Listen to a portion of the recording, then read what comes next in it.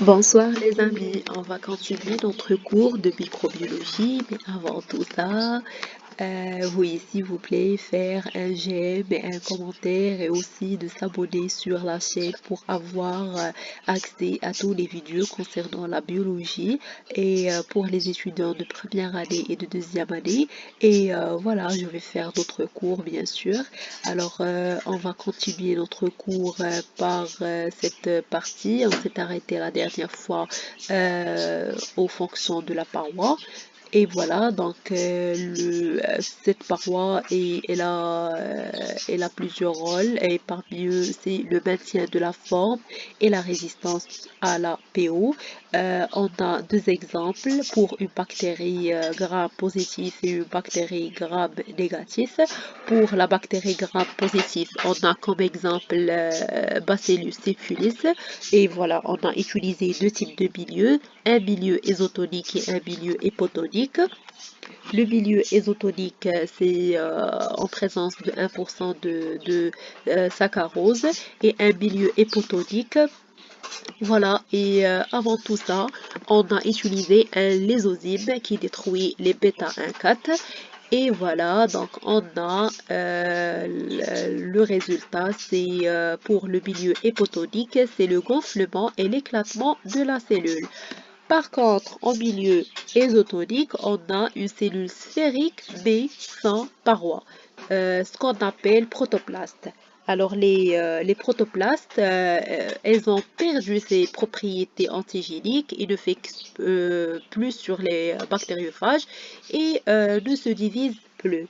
Donc voilà, et pour une bactérie qui est négative comme Escherichia coli, avec la présence de lysozyme qui détruit les bêta-1,4. Bien sûr, en utilisant les deux types de milieux qu'on a utilisés pour la bactérie gram-positive Bacillus subtilis, on a le même résultat pour le milieu hypotonique, c'est le gonflement et l'éclatement de la cellule.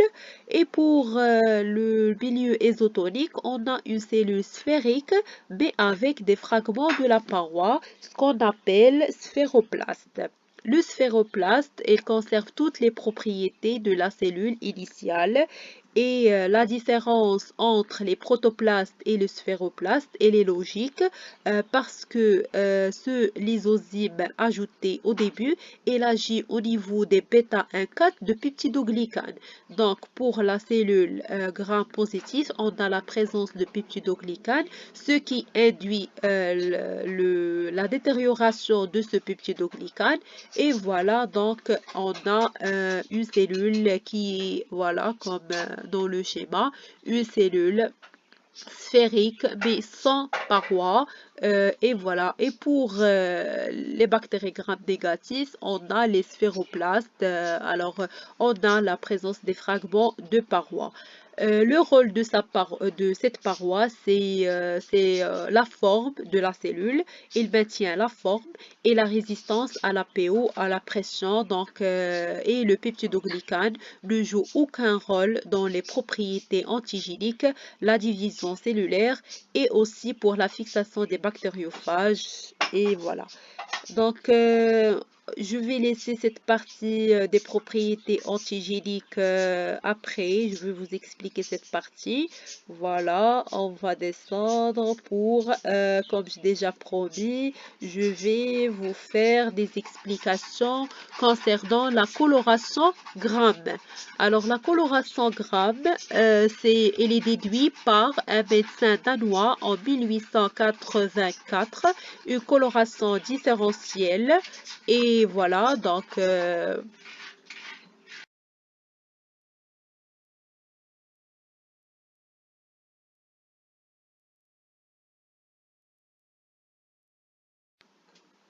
alors pour ce schéma, comme vous voyez, on a la préparation d'un frottis de bactéries sur une lame. Et voilà, on a la coloration en premier lieu de violet de gentiane pendant 60 secondes et on a le rinçage avec l'alcool et suivi d'un traitement avec le Légol, 30 secondes. Et on a le rinçage avec de l'eau et voilà, donc 30 secondes. Et on a le traitement avec un mélange d'alcool acétone. Voilà. Et on a la coloration avec la fuchsine ou la safranine pendant 60 secondes. Donc la cellule, voilà, comme vous voyez ici, on a un frottis coloré en violet et aussi suivi d'un rinçage avec de l'eau et voilà, et un traitement, et il est traité avec le Ligol et aussi un traitement avec un mélange d'alcool et acétone. Et quand on colore avec la fuchsine ou la safranine, on n'a pas cette coloration, on a la même coloration de début. Donc, c'est-à-dire, c'est une bactérie gram positive puisque la paroi, elle ne laisse pas passer cette coloration de la fuchsine. Et pour les bactéries gram négatives, on a une coloration au début aussi avec le violet. On a un traitement après le rinçage, un traitement de Ligol et on a un traitement avec un mélange d'alcool acétone. Et pour voilà, donc ce mélange d'alcool et acétone, il élimine la coloration bleue et on a l'entrée ou la coloration de la fuchsine qui s'apparaît et on a une coloration rose, c'est-à-dire une bactérie gram négative. Alors, on va passer au troisième chapitre, c'est la membrane cytoplasmique. La composition et la structure de cette membrane, la structure moléculaire, on va voir dans la prochaine vidéo parce que on va s'arrêter ici pour bien comprendre alors la coloration gramme et se concentrer sur ce vidéo. Et après, pour la prochaine vidéo, je vais vous mettre la membrane cytoplasmique, la composition et la structure et de cette membrane. Et voilà, je vous remercie. Je vous propose bien sûr de s'abonner et de faire un j'aime et aussi de faire un commentaire si vous ne comprenez pas quelque chose.